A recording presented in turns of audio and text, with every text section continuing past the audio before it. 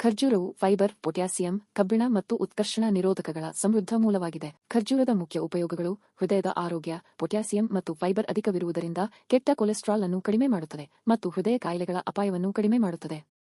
ಜೀರ್ಣಕ್ರಿಯೆ. ಖರ್ಜೂರದಲ್ಲಿ ನಾರಿನಾಂಶ ಸಮೃದ್ಧವಾಗಿದೆ.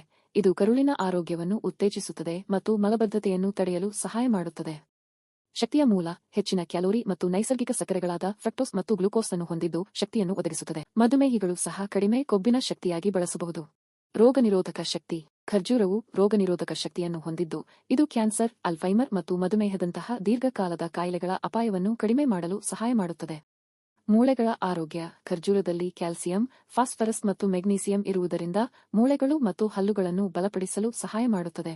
ರಕ್ತಹೀನತೆ ತಡೆಗಟ್ಟುವಿಕೆ. ಕಬ್ಬಿಣದ ಅತ್ಯುತ್ತಮ ಮೂಲವಾಗಿದ್ದು ಕೆಂಪು ರಕ್ತ ಕಣಗಳ ಉತ್ಪಾದನೆಗೆ ಅಗತ್ಯವಾಗಿದೆ. ಇದು ರಕ್ತಹೀನತೆಯ ಅಪಾಯವನ್ನು ಕಡಿಮೆ ಮಾಡುತ್ತದೆ. ಕೂದಲಿನ ಆರೋಗ್ಯ.